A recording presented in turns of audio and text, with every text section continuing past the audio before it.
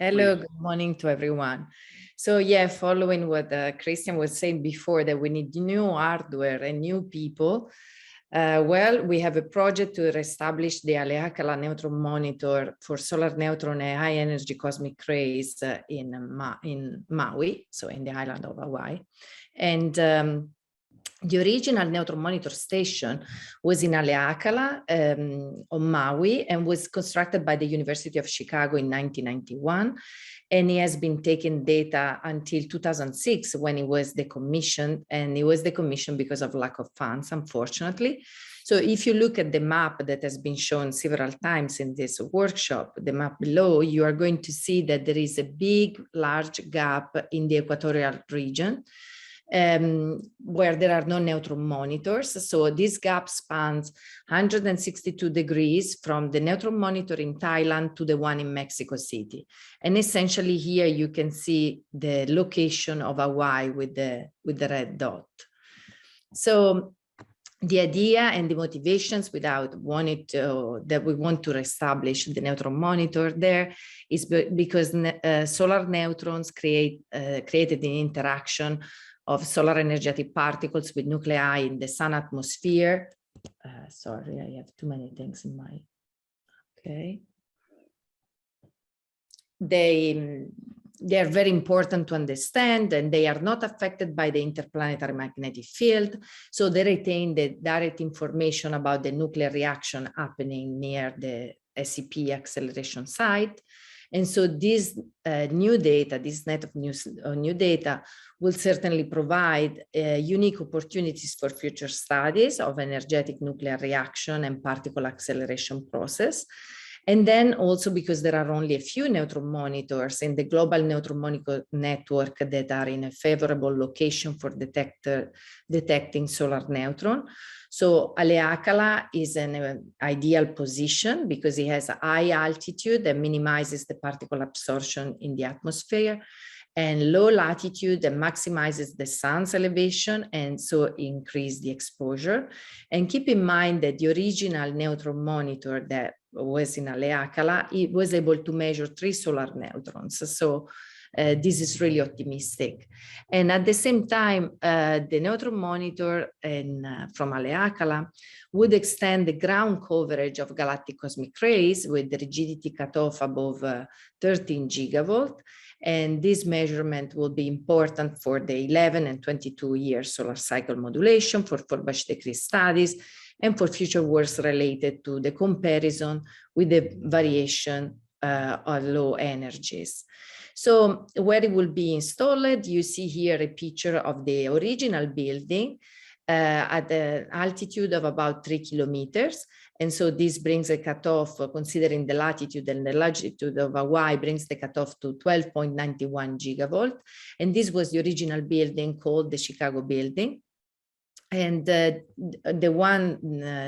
tubes that you see in the bottom picture are the original counter that were part of the previous neutron monitor that we want to reuse. So there are 21 tubes we are going to, and in the original neutron monitor there were used 18.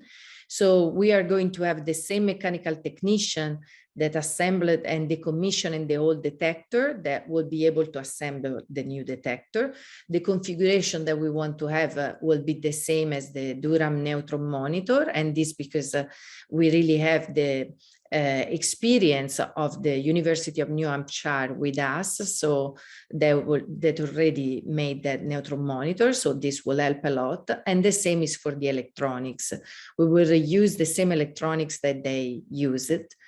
And so the current status is that we submitted the proposal, and we hope that for the next 4 years, we will be able to redeploy the neutron monitor station.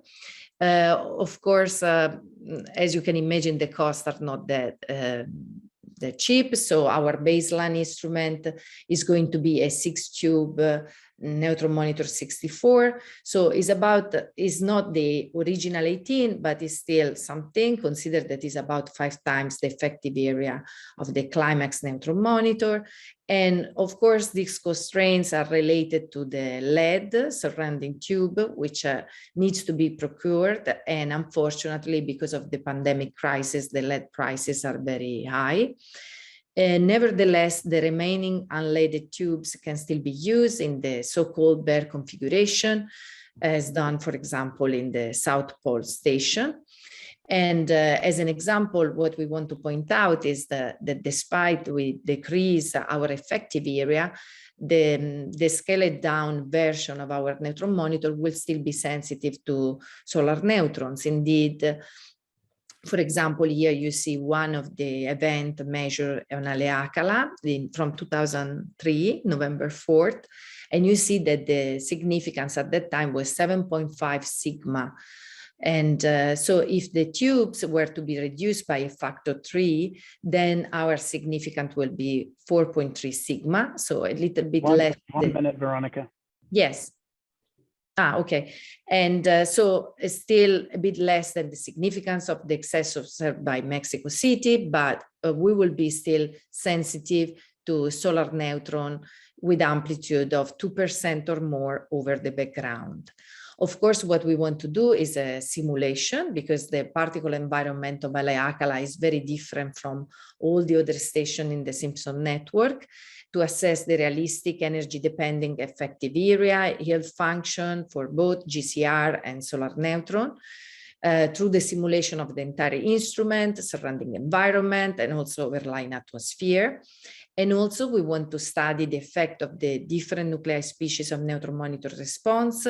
We need to simulate that. As a primary spectra, we are going to use the AMS fluxes for the most abundant GCR species, such as proton, helium, and also heavy nuclei.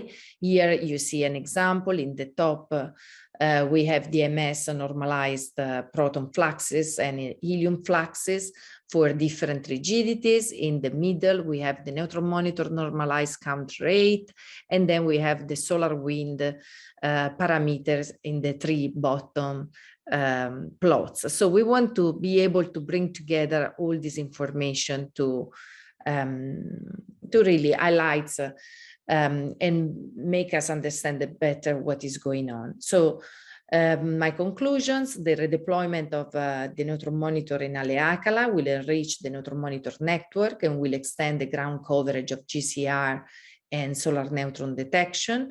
Solar neutron again bring very crucial information, and the data concerning the GCR will, the data from our neutron monitor will extend the ground coverage of GCR with rigidity cutoff above 13 gigavolt.